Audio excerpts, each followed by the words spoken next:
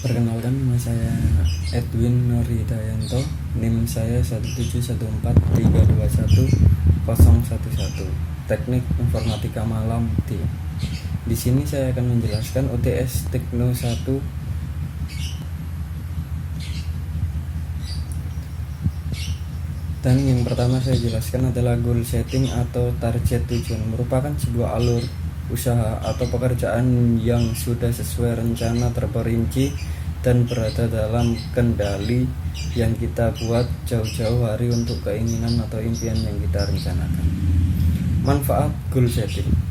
Manfaat goal setting merupakan untuk memotivasi kita untuk bekerja lebih baik dan bersemangat, belajar memaksimalkan peluang yang ada, dan mendisiplinkan diri kita agar rencana goal setting sebuah usaha kita bisa meyakinkan dan siklus perputaran aset kita lebih cepat. Cara melakukannya: selalu belajar dengan pengalaman yang didapat saat bekerja atau berusaha. Perbanyak pengetahuan ilmu bekerja atau bidang usaha yang dijalani. Tidak mudah putus asa dan perbanyak kompetitor supplier produk kita agar bisa mengambil harga terendah. Learning leader. Peran awal di pekerjaan.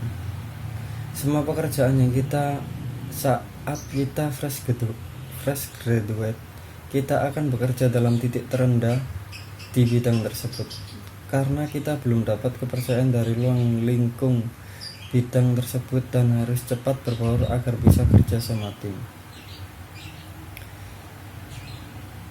Jadi untuk memulai learning leadernya itu membaca situasi itu seperti proses pemahaman, dan dari awalnya itu peran awal di pekerjaan, terus lanjut ke proses pemahaman, skill yang didapat.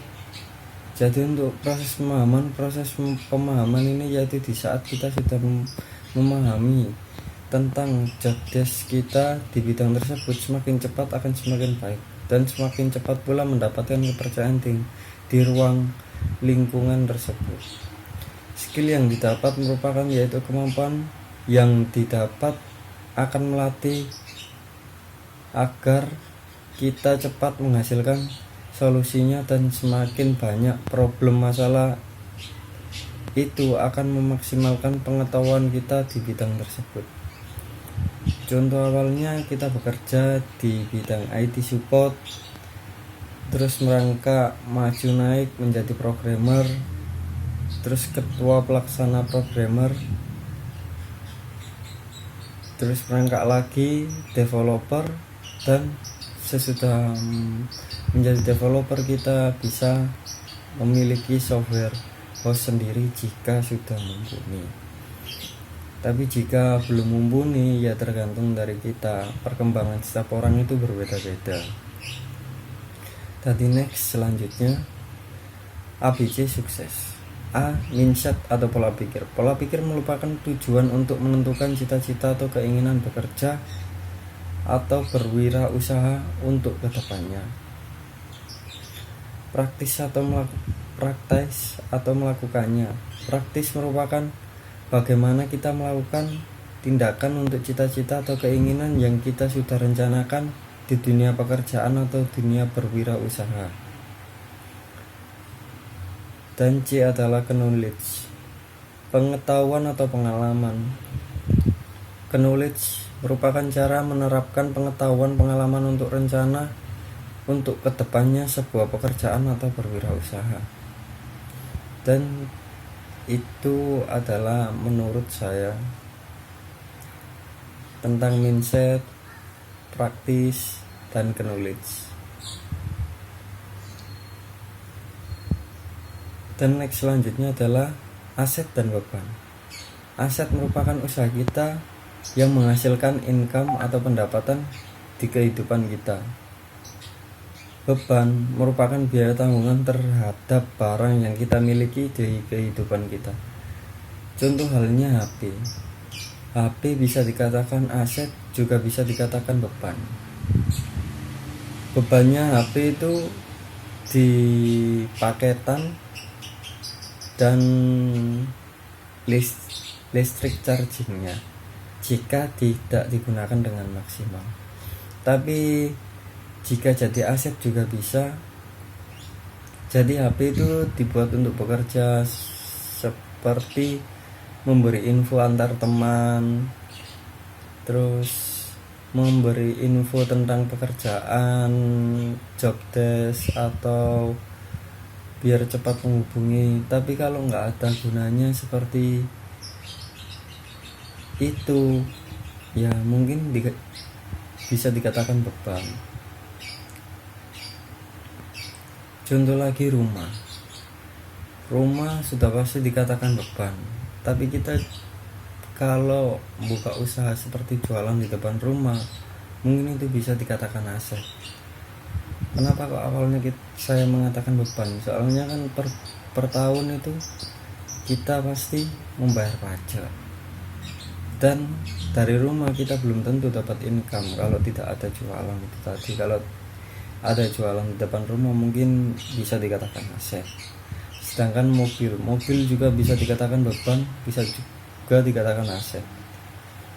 Tergantung kita. Kalau kita seperti bekerja atau kemana-kemana gitu, kalau pakai mobil saya sih lebih condong mengarahkan itu ke beban. Soalnya kan tidak ada gunanya.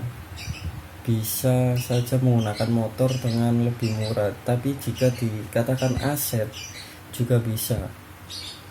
Jika dikatakan aset itu mobil itu dibuat untuk kelangsungan usaha kita, seperti ngambil barang atau membeli barang, bisa menggunakan mobil itu. Dan warung sudah pasti dikatakan aset, tapi juga bisa dikatakan beban, tergantung pelayanan kita terhadap customer. Jika itu dikatakan aset, pasti mendapatkan income, tapi kalau mendapatkan kerugian berarti itu dikatakan beban. Tempat kos bisa dikatakan aset, bisa dikatakan beban juga bisa. Jadi awal pembangunan itu kan membutuhkan uang, dan uang itu dikatakan juga sebagai beban. Tapi kalau semisalnya jadi aset juga bisa, tapi kalau ada yang mengekos di tempat tersebut. Tapi kan setiap kos-kosan kan ada perbaikan, seperti habis ganti orang penyewanya pasti kan ada yang retak, catnya mengelupas, mungkin itu bisa dikatakan beban. Terus laptop bisa dikatakan beban, bisa dikatakan aset. Jika kita bekerja menggunakan laptop, itu berarti laptop itu menjadi aset. Tapi kalau kita bekerja tidak menggunakan laptop, maka laptop itu ya gak guna sih, dan gak ada itu. Dan kemudian motor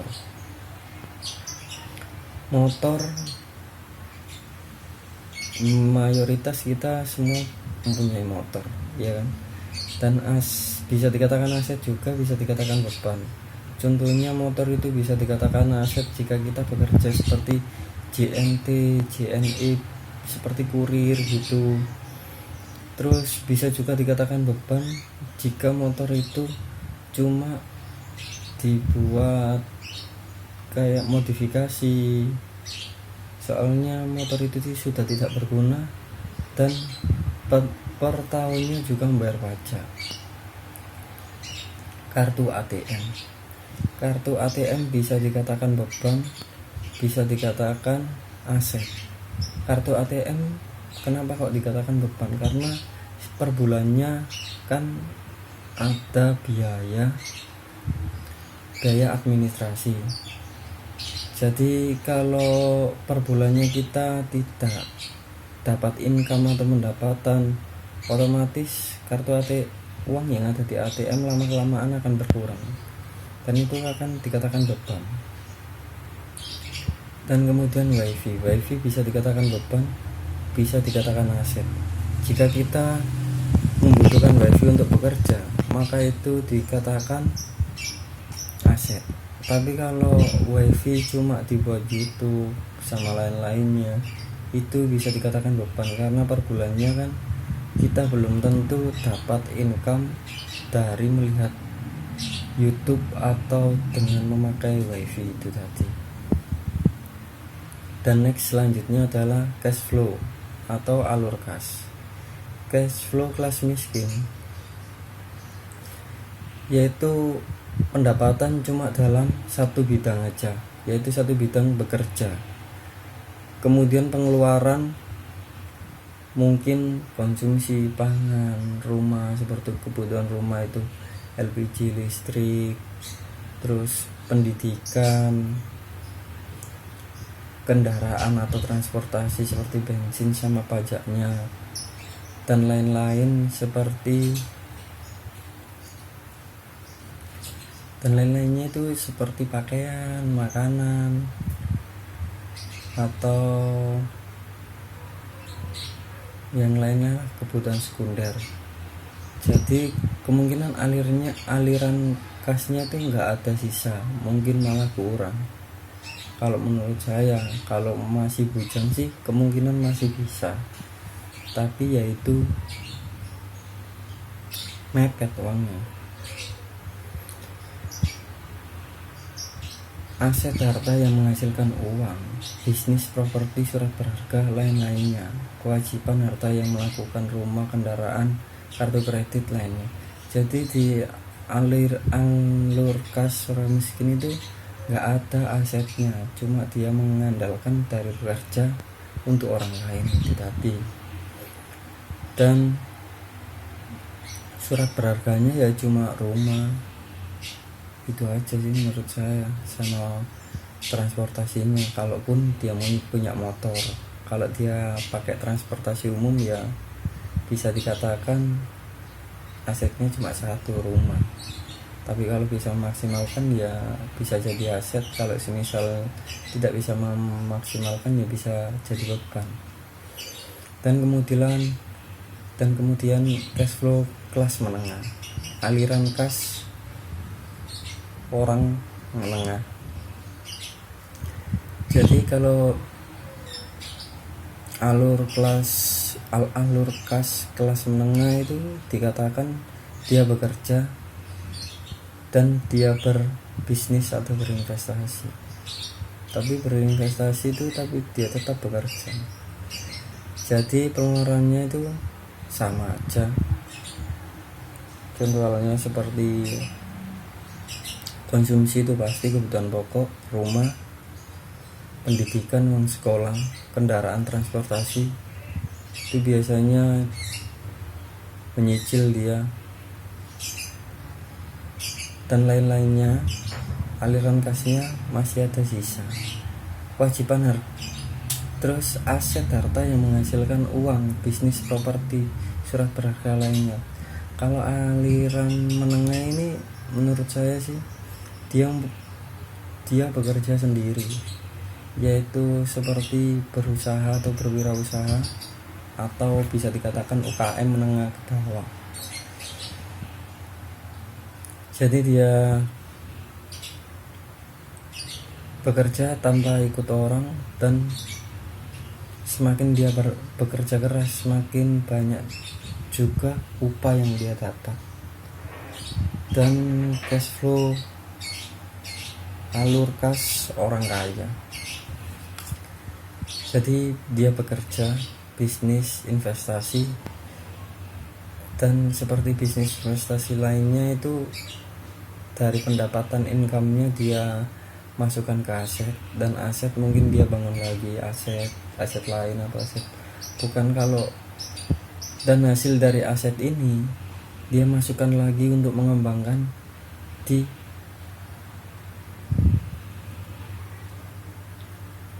pendapatannya itu, terus diolah lagi ke aset, dan pengeluarannya hampir sama seperti aliran orang menengah.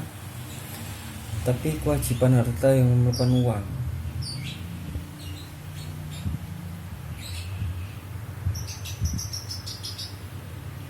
Jadi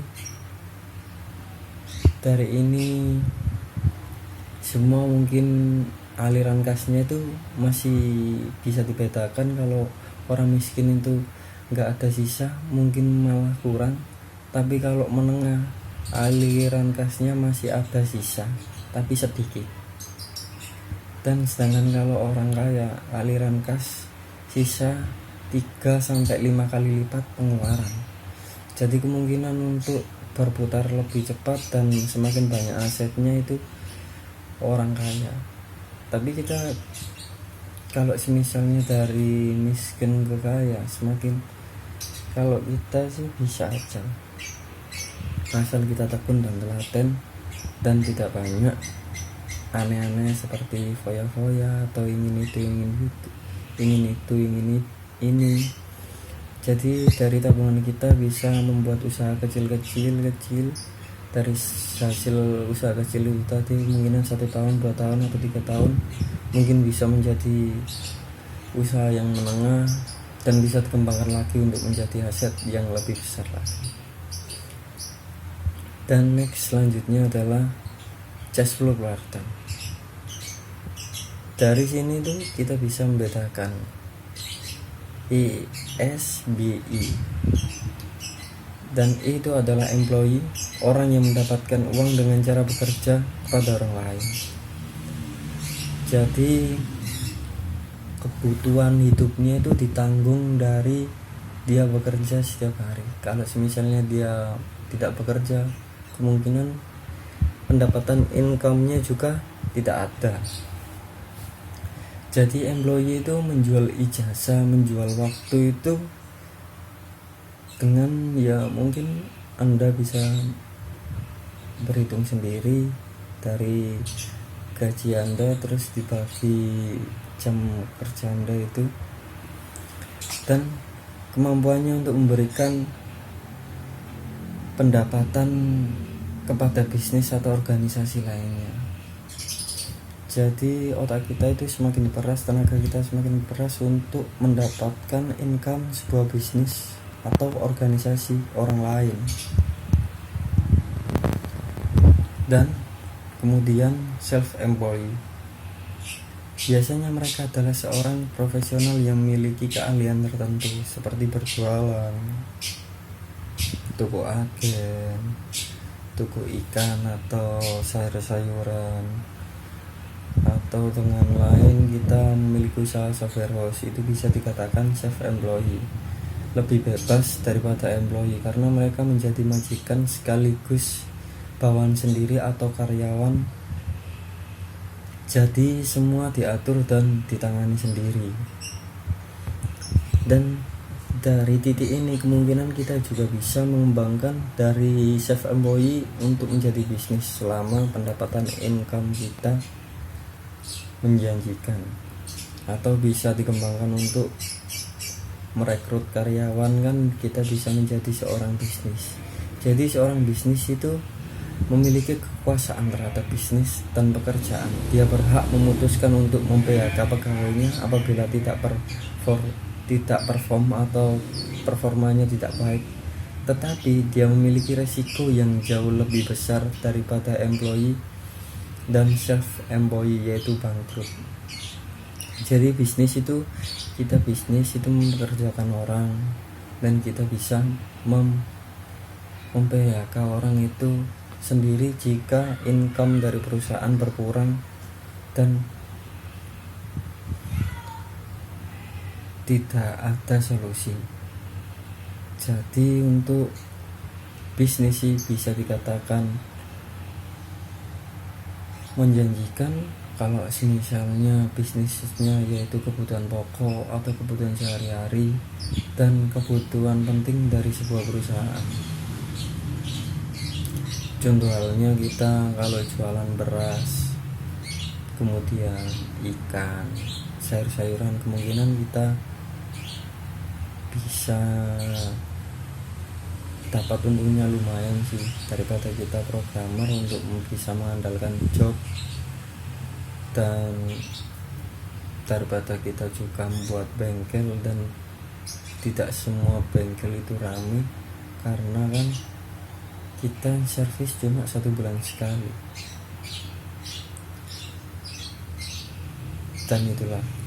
Dan next selanjutnya adalah investor, orang yang memperoleh uang dari uangnya yang diputar dan maksudnya ini adalah dia itu menginvestor seperti investor dari saham itu 5%.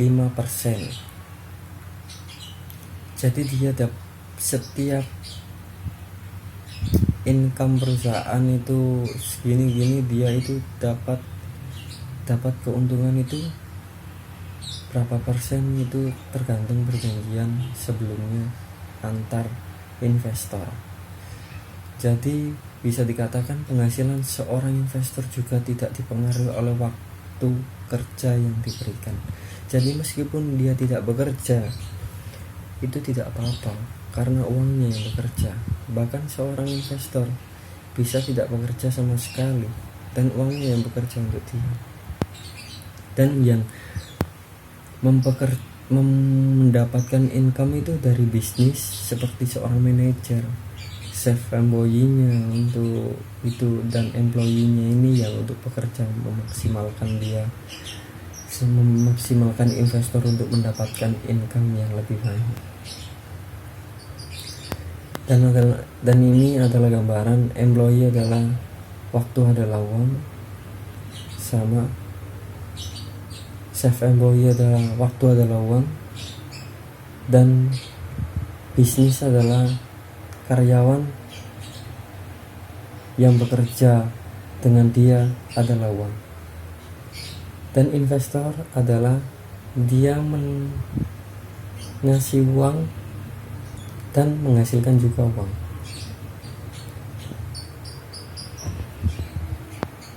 Jadi investor itu adalah uang itu yang bekerja untuk dia, bukan kita yang bekerja untuk uang. Jadi kita bisa tentukan sendiri kita mau menjadi yang mana, bisnis, self employee atau employee, atau bisa juga investor. Itu tergantung dari